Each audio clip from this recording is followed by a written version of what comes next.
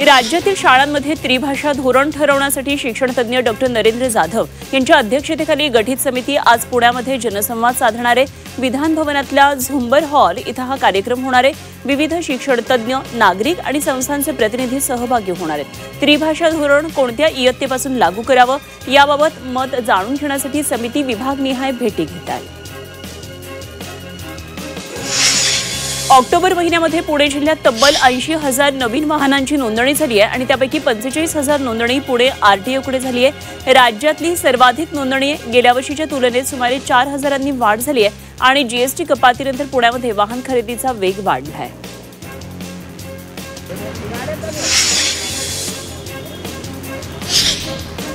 कार्तिकी एकादशी आणि संतश्रेष्ठ श्री ज्ञानेश्वर महाराज संजीवन समाधी सोहळ्यानिमित्त भाविकांच्या सोयीसाठी पीएमपीकडून 13 ते 18 नोव्हेंबर दरम्यान 362 जादा बस सोडण्यात येणार आहेत। या बस पुणे आणि पिंपरी चिंचवड शहरातून आळंदीला धावतील। 15 ते 17 नोव्हेंबर दरम्यान रात्री गरजेनुसार बस सेवा देण्यात येईल।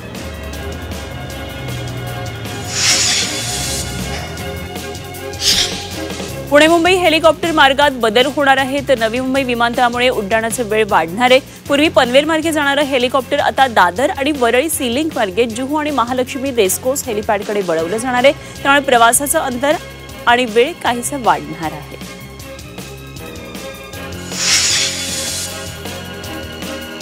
पुण्यामध्ये टोळी युद्धाच्या घटना वाढत असताना मकोका न्यायालयातल्या न्यायाधीशांचं पद गेल्या 3 महिन्यांपासून रिक्त आहे आणि विशेष न्यायाधीश VR कचरे यांची कोल्हापूरला बदली झाल्यानंतर त्यांची जागा अजूनही भरलेली नाहीये।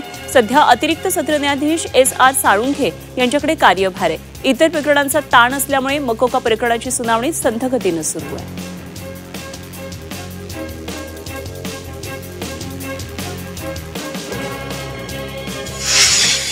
नाशिक महापालिका कुंभमेळ्यासाठी 400 कोटींचं कर्जरोखे काढणार आहे। स्वच्छ गोदावरीसाठी 200 कोटींचं कर्जरोखे आणि पाणीपुरवठा योजनेसाठी 200 कोटींचे हरित कर्जरोखे काढण्यात येणार आहेत। नाशिकमधल्या जिल्हा परिषदेच्या नवीन प्रशासकीय इमारतीचं उद्घाटन आज मुख्यमंत्री देवेंद्र फडणवीस यांच्या हस्ते होणार आहे। ही इमारत पर्यावरणपूरक हरित इमारत संकल्पना वापरून बांधण्यात आली आहे। 82 कोटींच्या निधीसह ही इमारत उभारण्यात आली आहे।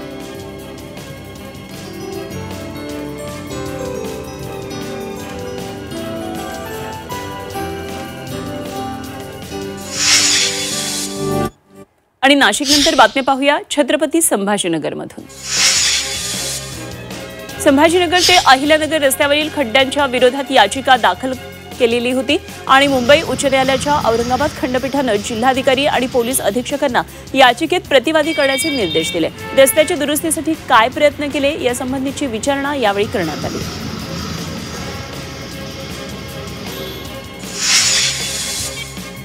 संभाजीनगरमध्ये नामनिर्देशक पत्र भरण्याचे 2 दिवस उलटून गेले तरी देखील आतापर्यंत केवळ 2 अर्ज दाखल झाले। कन्नड, पैठण या 2 नगर परिषदेसाठी 2 अर्ज तर वैजापूर नगर परिषदेसाठी 3 अर्ज असे एकूण 5 अर्ज दाखल झालेत आणि हे 5ही अर्ज नगरसेवक पदासाठी आहेत। नगराध्यक्ष पदासाठी अद्याप एकही अर्ज दाखल झालेला नाही। छत्रपती संभाजीनगर महापालिकेतील 224 पदांसाठी भरती प्रक्रिया राबवण्यात येणार आहे। निवडणुकीपूर्वी ही प्रक्रिया पूर्ण करण्याचा प्रशासनाचा मानस आहे। दर महिन्यामध्ये 15 ते 20 कर्मचारी सेवानिवृत्त होतात आणि त्यामुळे रिक्त पदांची संख्याही वाढत चालली आहे।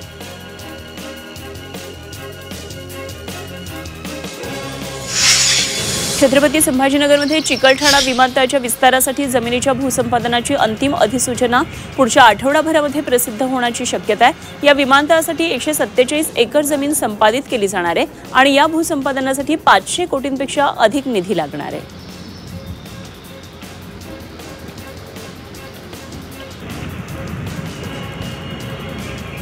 तर छत्रपती संभाजीनगरमध्ये चिकलठाणा विमानतळाच्या विस्तारासाठी जमिनीच्या भूसंपादनाची अंतिम अधिसूचना ही पुढच्या आठवडाभरामध्ये आता प्रसिद्ध होईल अशी शक्यता आहे। तर या विमानतळासाठी 147 एकर जमीन ही संपादित केली जाणार आहे।